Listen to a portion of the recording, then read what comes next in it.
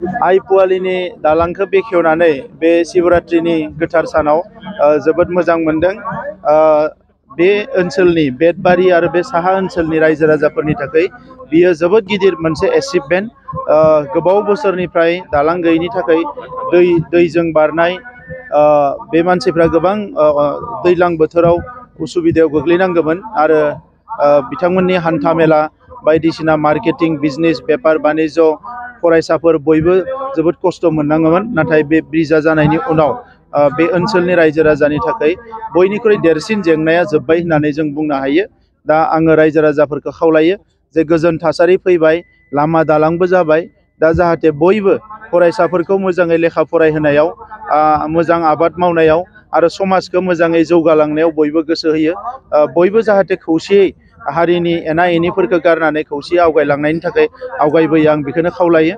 आरो UPPL हान्जानिफ्राय आं specially खावलायनो सानो जे UPPL हान्जानि थांखियानो जाबाय सोरगिदिं जौगानाय, ओनसोलाव गोजोन थासारि लाबोनाय आरो जोंनि माहारिनि गासैबो जेंनाफोरखौ सुस्रांनानै बड'फा उपेन्द्रनाथ ब्रह्मआ दायित्व होलांनाय जि गेरेमसा बर' माहारि, बेखौ दानायानो जोंनि थांखि। दा बे थांखियाव जाफुंसार जानांगौब्ला जों खौसेयै आवगायलांनांगोन। दा बेनिखायनो गासैबो थाखोनि सुबुंफोरखौ आङो खौसे जानो खावलायदों। लोगोसे चिरां जिल्लानि साहा ओनसोलाव बे बोसोरथामाव ओरैबायदि माखासे खामानि जादों जिखौ जोङो बिसायख'थियाव फोसावदोंमोन जे एबार डेभेलपमेन्टआ खोलाहानिफ्राय नङा साहानिफ्राय जानांगौ। बेबायदिनो दिनै साहा ओनसोलाव दैनि जगान माखासे JJMनि गेजेरजों जगान होनाय, लामा दालां बायदिसिना स्कुलफोरखौ थिग खालामनाय, बे गासैबो खामानिया सोलिगासिनो दङ। दा नंखायनो चिरां जिल्लानि साहा ओनसोलनि रायजो राजाया जाहाथे जेबो गोनो गोथो जाया, गोख्रोङै गसङो आरो फैबाय थानाय लकसभा बिसायख'थिया फैगासिनो दङ। जोंनि जि दानि थासारि बेखौ आरोबाव फोसाबनो, आरोबाव जौगाहोनो थाखाय जोंनो सासे गोख्रों MPनि गोनां जागोन। दा नंखायनो गासैबो रायजो राजाया जाहाथे खौसे जानानै बयबो गसङो, आं बेखौ खावलायदों।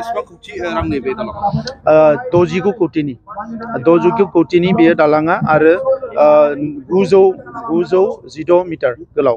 सानजा फारसे मोनसे नांगोलबाङा होननाय दै दं सार, बेयावबो मोनसे गोबां जेंना जायो, माबायदि बेबस्था लादों? बेबो आसाम मालायनि गेजेरजों जागोन थाबैनो।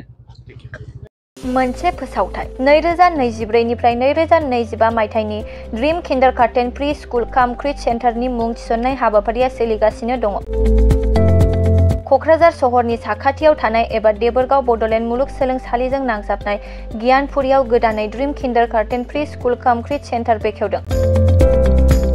जायफोर बिमा बिफाफोरा सानसेथोलो गाव गावनि उन्दै गथ'फोरखौ नोजोर खालामस्लाबनो हाया एबा साख्रि बाख्रिफोराव बेस्थ' जानानै थायो, बैसोर बिमा बिफाफोरा गावनि उन्दै गथ'फोरखौ गियान होनायजों लोगोसे 2 बोसोरनिफ्राय 5 बोसोरनि गथ'फोरखौ बे ड्रीम किन्डारगार्टेन प्रि स्कुल काम क्रिट सेन्टाराव सोलोंथाइ होनो हागोन।